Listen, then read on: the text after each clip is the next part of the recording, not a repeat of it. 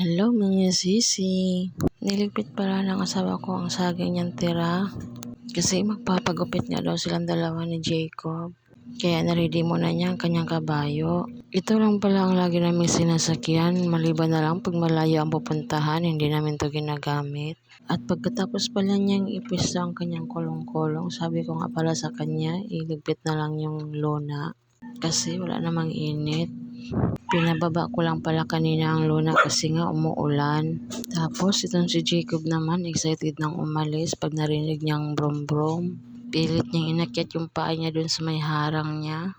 Tapos inaway pa niya yung ate niya kasi nga hindi siya binaba ng ate niya. Kaya nung binuhat ko siya, tuwang-tuwa nga siya at nagbababay pa sa ate niya. Kasi nga paalis na kami.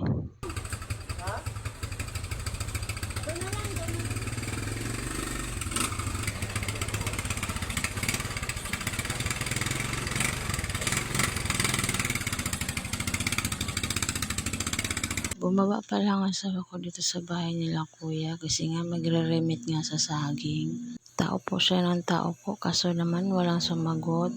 Kaya pala walang sumasagot kasi daw naligo daw sila kuya sa may maskap. Kaya umalis na nga lang pala kami. Sabi niya mamaya na lang daw niya iabot kay kuya pagdating. At andito na pala kami kaagad sa may pagupitan mga sisi. Sinilip pala muna ng asawa ko kung nandyan ba si tatay sa loob. Yung anak lang kasi ni tatay nakita ng asawa ko na nagko-computer. Kaya nagantay pala kami saglit kay tatay na lumabas nga. Habang nagiintay, ito pa lang si Jacob, may pa-cute-cute pa sa mata niya at nagbababay pa.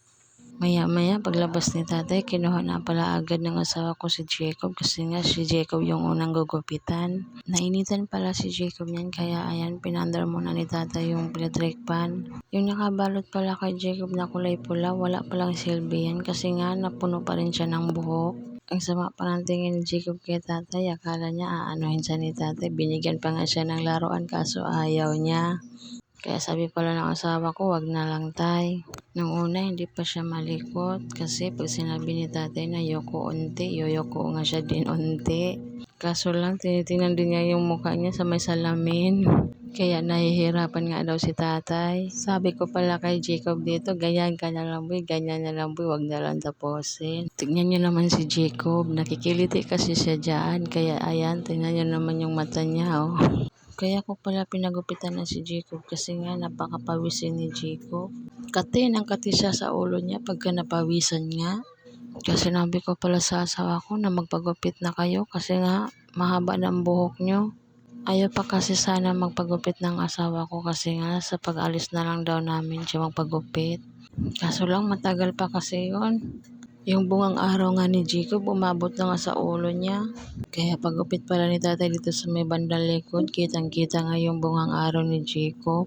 Minadali na pala ni tatay sa pagupit kasi nga si Jacob malikot niya, gusto na niyang matapos. Inaantok na din kasi si Jacob sa mga oras na to. Kaya ayan, tapos na si Jacob, may pakaway-kaway pa. Pinaupo ko pala muna si Jacob dyan kasi nga tatanggalan ko ng buhok yung katawan niya kasi ang daming maliliit. Tapos ang dami pa niyang sinasabi.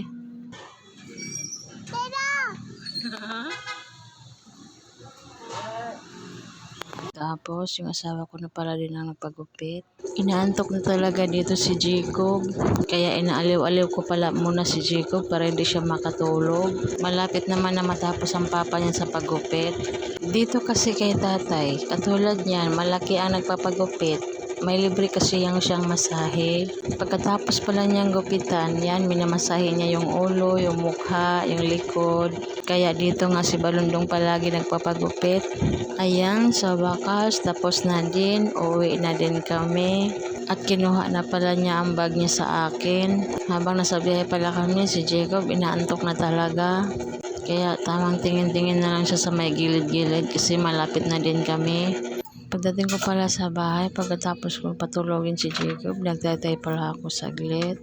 Habang nagtatay-tay pala ako, naisipan ko palang pasaingin muna yung asawa ko ng saging. Masarap kasing kumain ng sabaw, lalo na pag umuulan. Ayan, maulan kasi ulit sa labas. Umulan kasi ulit pagdating namin, buti na lang hindi kami naabutan nga. Paano ba yan mga sisi? Bukas ulit.